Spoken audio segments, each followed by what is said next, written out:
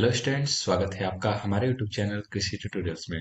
तो स्टूडेंट, जैसा कि हमने पिछले टॉपिक में पढ़ा था कि effective utilization of crop and soil management in the rainfed area, कि मतलब कैसे हम लोग इफेक्टिव यूटिलाइजेशन कर सकते हैं वाटर का क्रॉप और वाटर सॉइल मैनेजमेंट में। तो स्टूडेंट्स, इस टॉपिक में हम लोग स्टडी किया जाएगा कि management of crop in rainfed area, मतलब जो रेनफेड एरिया है जहां पर मतलब कि सिंचाई की व्यवस्था हम लोग को आर्टिफिशियली कर लिए करें। रेनफेड का सीधा सा मतलब समझिए कि वो एरिया जहां पर सिंचाई की व्यवस्था हम लोग को आर्टिफिशियली करनी है, मतलब इरिगेशन की व्यवस्था हम लोग को करनी है।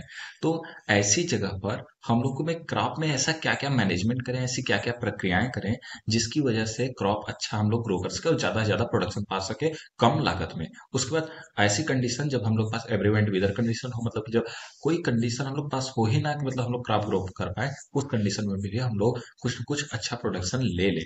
तो ऐसा कुछ प्रोसेस करने के लिए क्रॉप में क्या क्या मैनेजमेंट करें, उस टॉपिक को हम लोग इसमें डिस्कस करेंगे, उन बातों को। तो कुछ पॉइंट्स है आपके सामने जो कि हम लोग देखते हैं कि मतलब कैसे कैसे क्रॉप का क्या क्या मैनेजमेंट किया जा सकता है। तो जैसा कि सबसे पहले देखिए, फर्स्ट स्लाइड में लिखा हुआ है कि management of crops in rainfed area, कि जो हम लोग कुछ क्रॉप में मैनेजमेंट करेंगे रेनफेड एरिया में जो है, रिक्वायर स्पेसिफिक कॉन्सिडरेशन, कुछ कॉन्सिडरेशन स्पेसिफिक होते हैं तो जिसे हम लोग को देखा जाता है due to reliance on natural. क्यों? क्योंकि हमें नेचर पर क्या, नेचर पर डिपेंड रहना होता है। बारिश के लिए हमारे पास बोरवेल नहीं होता या फिर कोई और व्यवस्था नहीं होती, तो सारी बातें हम लोग को डिपेंड करनी होती है नेचर पे कि नेचर बारिश बरसेगा तभी हम लोग क्रॉप को ग्रो कर पाएंगे। तो ये पॉइंट होती है। उसके साथ ही कुछ और प्रक्रिया जैसे कि risk of water scarcity, condition ऐसी आ जाती है कि मतलब वाटर स्कार्सिटी हो गई, क्या पानी की कमी हो गई, तो वैसे कंडीशन में हम लोग क्या कर सकते हैं, ये चीजें डिपेंड करती हैं। तो स्टूडेंट्स, आइए देखते हैं कुछ कॉन्सेप्ट, की कॉन्सेप्ट हैं जैसे कि जो क्रॉप मैनेजमेंट हम लोग कर सकते हैं। तो सबसे पहला पॉइंट आप सभी सिंपल सोचिएगा तो क्या होगा कि क्रॉप सिलेक्शन। क्या? क्रॉप सिलेक्शन, क्रॉप को सेलेक्ट करना। मतलब पहले हम लोग कोई भी खेती करने जाएंगे तो हम लोग जान रहे हैं कि बारिश नहीं हो रही, तो पहले हम लोग क्रॉप सेलेक्ट करेंगे, हम लोग कैसी क्रॉप ग्रो करें, कैसी क्रॉप ग्रो करें जो कि कम पानी में भी, या फिर ऐसे पानी कंडीशन जब मतलब कि चाहे जैसा पानी हम देंगे उस हिसाब से ग्रो करें, तो वैसा क्रॉप सिलेक्शन करें। जैसे जिस एग्रो क्लाइमेटिक जोन में हमें ग्रो करना है, जैसा वहां का क्लाइमेट है, उस क्लाइमेट में पहले हम लोग ग्रो करें। वहां का रेनफॉल पैटर्न और सॉइल टाइप को जानते हुए, जब हम लोग वहां की बारिश का पैटर्न, उसके बाद सॉइल जो टाइप है उसको जानेंगे, तभी हम लोग वहां पे क्रॉप ग्रो कर सकते हैं, चूज कर सकते हैं। तो पहली बात क्रॉप सिलेक्शन करें। उसके साथ ऐसे क्रॉप को सेलेक्ट करें जो ड्रॉट टोलरेंट हो। क्या? ड्रॉट टोलरेंट हो मतलब सूखा के प्रति सहनशील हो, सूखा हो तो भी सह ले और कुछ ना कुछ वो कर ले, ऐसी वेराइटी का चयन करें। उसके साथ कुछ मतलब जैसे लंबी पीरियड हो गई पानी की कमी होने वाली, तो उसको भी सह ले। उसके साथ अनप्रिडिक्टेबल रेनफॉल, एकाएक बारिश हो जाए या फिर कम बारिश हो तो भी सह ले। तो ऐसी क्रॉप वैरायटी का चयन करना ही क्या डिपेंड करता है, क्रॉप सिलेक्शन के अंतर्गत देखा जाता है। दूसरा, क्रॉप डाइवर्सिफिकेशन। मतलब डाइवर्स का मतलब क्या होता है, विविधता। विविधता मतलब अलग अलग प्रकार के क्रॉप को ग्रो करना। तो इसका मतलब समझिएगा कि क्रॉप डाइवर्सिफिकेशन मतलब होता है mix mix of crop wearing water requirement. क्या? क्रॉप को मिक्स करके बोना, कई क्रॉप को डाइवर्स कर दें, अलग अलग कर दें। ये डाइवर्स में करने का दो पॉइंट हो सकता है, जैसे या तो हम लोग चाहें तो मिक्स क्रॉपिंग कर दें, मतलब दो या दो से ज्यादा क्रॉप को मिक्स क्रॉपिंग इंटर क्रॉपिंग एक साथ कर दें, दो या दो क्रॉप को एक साथ ग्रो कर दें। क्या? या फिर हम लोग क्या क्रॉप रोटेशन यूज करें। दोनों पॉइंट देखिएगा, क्रॉप रोटेशन यूज करें या फिर तो मिक्स क्रॉपिंग या इंटर क्रॉपिंग क्रॉपिंग करें। तो ये पैटर्न होता है क्रॉप डाइवर्सिफिकेशन में। मतलब एक और जो हमने बोला ये मिक्स क्रॉपिंग और इंटर क्रॉपिंग करने का फायदा क्या है, क्रॉप डाइवर्सिफिकेशन हम लोग कर क्यों रहे हैं। तो इसका मेन फायदा ये है, जैसे मान लीजिए एक क्रॉप खराब हुआ, ठीक है, एक क्रॉप खराब हुआ तो हम लोग क्या करेंगे, दूसरा क्रॉप का प्रोडक्शन हो सकता है। जैसे मान लीजिए हमने क्या कहा, गेहूं और सरसों, सिंपली हमने गेहूं सरसों लगाया, लेकिन सीआरआई स्टेज में हमें पानी बरसा नहीं। क्या? सीआरआई स्टेज जब आया गेहूं का, क्रॉप रूट इनिशिएशन, तो उसमें क्या हुआ, पानी ही नहीं बरसा। जब पानी ही नहीं बरसा तो क्या करेंगे हम लोग, कंडीशन हम लोग के पास खराब हो गई, ग्रो नहीं होगा। जब ऐसी कंडीशन आ गई तो उसमें क्या करेंगे, तो उसमें जब गेहूं खराब हो जाएगा तो हम लोग का जो सरसों रहेगा, हम लोग की लागत को, उसका कुछ न कुछ प्रोडक्शन को दे देगा। तो ये बातें डिपेंड करती हैं कि क्रॉप डाइवर्सिफिकेशन का फायदा ये होता है। ओके। नेक्स्ट है कंजर्वेशन टिलेज। कंजर्वेशन टिलेज का भी यूज करें। कंजर्वेशन टिलेज का मतलब होता है कि ऐसी टिलेज प्रक्रिया यूज करें जिससे कि सॉइल का मॉइस्चर मेंटेन रह जाए और इनफिल्ट्रेशन रेट बढ़ जाए। क्या? समझिएगा कि सॉयल का मॉइस्चर मेंटेन रह जाए और सॉयल का इनफिल्ट्रेशन रेट बढ़ जाए। ये टिलेज टिलेज का मतलब सिर्फ प्लाविंग जुताई नहीं है, यहाँ पर टिलेज के में इंटरकल्चर, उसके साथ साथ जुताई, उसके साथ साथ उसमें फर्टिलाइजर एप्लीकेशन के साथ साथ इरिगेशन, सभी चीज की बातें देखी जाती है। तो हम लोग ऐसी ऐसी टिलेज में प्रक्रियाएं अपनाएं जिससे कि सॉयल का जो मॉइस्चर है, मृदा की जो नमी है, वो भी मेंटेन रह जाए। उसके साथ ही वाटर का इनफिल्ट्रेशन रेट, मतलब जमीन के अंदर पानी जो सोखने वाली क्षमता है, वो भी बढ़ जाए। ओके स्टूडेंट, ये बात थी। उसके बाद लिविंग क्रॉप रेसिड्यू, मतलब जो क्रॉप का रेसिड्यू, जो क्रॉप का पुआल वुआल है, तो उसे क्या करें हम लोग, खेत में ही छोड़ दें, तो उससे क्या होगा फायदा, तो मृदा में ऑर्गेनिक मैटर बढ़ जाएगा। ऑर्गेनिक मैटर बढ़ने से आप सभी जानते हैं कि सॉइल का मॉइस्चर मेंटेन रहेगा और सॉइल में कई प्रकार के फायदे होंगे। ओके, तो ये बातें थी। नेक्स्ट है वाटर मैनेजमेंट। क्या, जल का मैनेजमेंट करें। जल का मैनेजमेंट कैसे कर सकते हैं, तो आप सभी जानते हैं, जब आपके पास पानी ही नहीं है तो आप कौन सा इरिगेशन यूज करेंगे। सबसे फर्स्ट उस समय कंडीशन में, जब सबसे कम पानी की आवश्यकता है नहीं है, तो उस समय पहला आप यूज कर सकते हैं drip irrigation, sprinkler irrigation, micro sprinkler irrigation, और भी कई चीजें यूज कर सकते हैं इरिगेशन सिस्टम में। मतलब चैनल या फिर तो फ्लडिंग सिस्टम यूज नहीं करेंगे, क्यों, क्योंकि उस समय क्रॉप, हमारे पास उतना जल ही नहीं है जो हम लोग वैसा यूज कर सके। तो ड्रिप इरिगेशन और माइक्रो स्प्रिंकलर इरिगेशन यूज कर सकते हैं।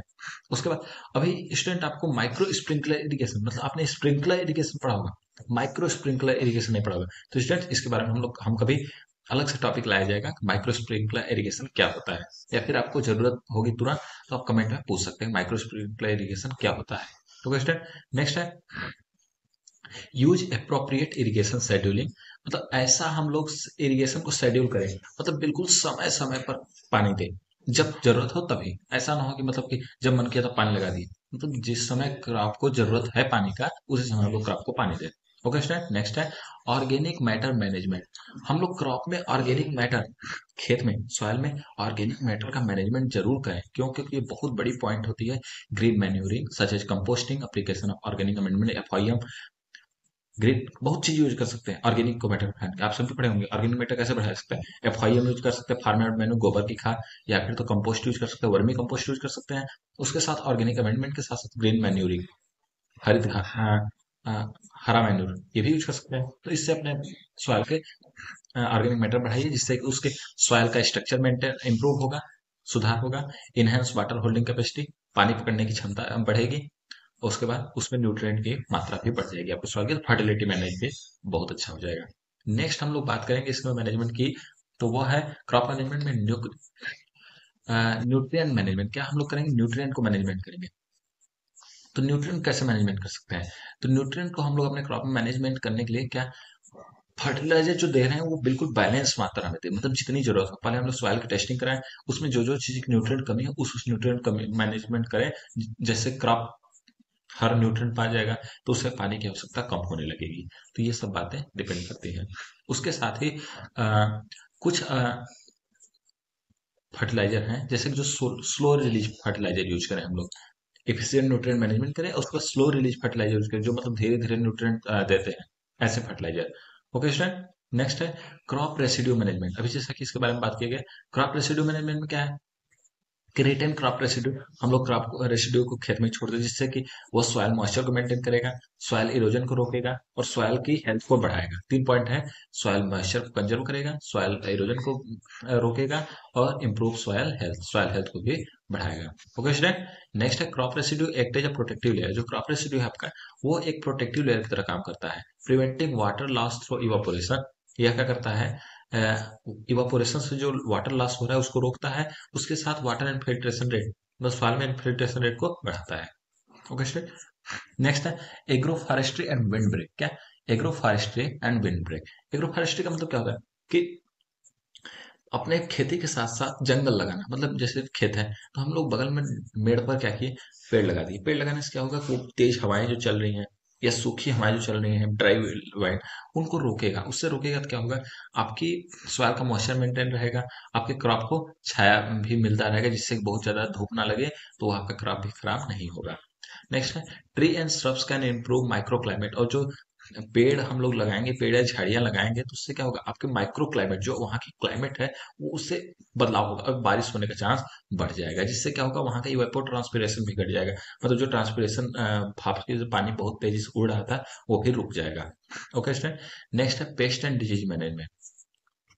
पेस्ट एंड डिजीज मैनेजमेंट हम लोग बहुत ध्यान से करेंगे क्रॉप में। क्यों? क्योंकि यह बहुत ज्यादा ही इफेक्टिव करता है कि ये अगर ज्यादा पेस्ट एंड क्रॉप हो जाएगा तो वो क्या करेगा, वहां पे डिजीज से हमारा लॉस हो जाएगा, तो उसको मैनेजमेंट करेंगे कि हम लोग का लॉस कम हो।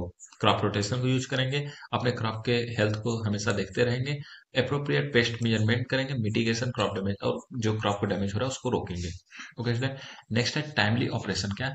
टाइमली ऑपरेशन करेंगे, हर काम एकदम बिल्कुल टाइम से टाइम, जैसे जब फार्म फार्म का काम है तो बिल्कुल प्लान किए रहेंगे, जब जरूरत है तभी करेंगे, बुआई, वीडिंग, घास निकालना है, हार्वेस्टिंग करना है, उसके बाद और सभी चीज, सॉइल मॉइस्चर, पानी देना है, तो सभी कुछ बेस्ड अपना एकदम टाइम फिक्स रखेगा कि जिस दिन जरूरत है उसी दिन, ये नहीं कि लेट कर दिए, जब बारिश देना है सीआरआई स्टेज पे तो सीआरआई स्टेज पर ही देना है, ऐसा नहीं कि 2 दिन बाद दे। ठीक है, नेक्स्ट है टाइमली ऑपरेशन। जो होता है उससे क्या होगा, क्रॉप ग्रोथ बिल्कुल मेंटेन रहेगा, यील्ड पोटेंशियल आपकी बढ़ी रहेगी, और फेवरेट वेदर कंडीशन से आप लोग क्या से फायदा हो सकता है। ओके, नेक्स्ट है knowledge sharing and capacity building. Knowledge sharing और कैपेसिटी बिल्डिंग का बहुत ही बड़ा इंपॉर्टेंट है। इसका मतलब होता है कि एक दूसरे से नॉलेज शेयर करना। आप सभी जानते हैं, जैसे पिता खेती कर रहे हैं तो वो अपने बेटे को बताते हैं कि ऐसे ऐसे खेती करना है, तो इस तरीके से जरूरी नहीं है कि वो सिर्फ एक दूसरे में ही, मतलब फैमिली में ही जाए, ये है सब जानते हैं तो सबको बताइए, जिससे कि सभी लोग अपना ज्यादा से ज्यादा प्रोडक्शन कर सके। उसके बाद यही नहीं, ये जो गवर्नमेंट है, गवर्नमेंट को भी बहुत ज्यादा इसके प्रति जागरूक होना चाहिए, और सभी किसानों को एजुकेट करना चाहिए इसके बारे में कि किस तरीके से वो करे कि जिससे उनका ज्यादा से ज्यादा फायदा हो और कम से कम नुकसान हो। उसके बाद ऐसी कंडीशन जबकि बाढ़ या सूखा आ जाता है तो भी वो अच्छे से अच्छा प्रोडक्शन ले सके और रेनफेड क्रॉप मैनेजमेंट कर सके, क्योंकि भारत में 60% से ज्यादा एरिया रेनफेड एरिया कंडीशन में आती है, मतलब जहाँ पे पानी की व्यवस्था उन्हें नेचुरल पे डिपेंड होना होता है। तो क्वेश्चन इसके बारे में बहुत चीजें देखी जाती हैं, पॉइंट ध्यान देना चाहिए। और नेक्स्ट बात करें इसके बारे में, effective management of crop in rainfed area. हम लोग ये तो बिल्कुल इफेक्टिव मैनेजमेंट करेंगे क्रॉप के रेनफेड एरिया में, तो require holistic approach that consider water availability. इससे क्या होगा, वाटर अवेलेबिलिटी बढ़ेगी, पानी की क्षमता बढ़ जाएगी, सॉइल हेल्थ बढ़ेगा, आपके सॉइल की हेल्थ बढ़ जाएगी, क्रॉप सिलेक्शन से करने से सस्टेनेबल एग्रीकल्चर प्रैक्टिसेस, जिससे कि एग्रीकल्चर प्रैक्टिस जो होगा बिल्कुल अच्छा हो जाएगा और क्रॉप प्रोडक्शन बढ़ जाएगा। तो कुल मिलाकर के हमने इसके बारे में सारे पॉइंट्स देख लिए कि कौन management of crop in rainfed area है। तो स्टूडेंट्स आज इस टॉपिक में इतना ही, हम लोग मिलेंगे नेक्स्ट टॉपिक में नेक्स्ट लेक्चर के साथ, तब तक के लिए धन्यवाद।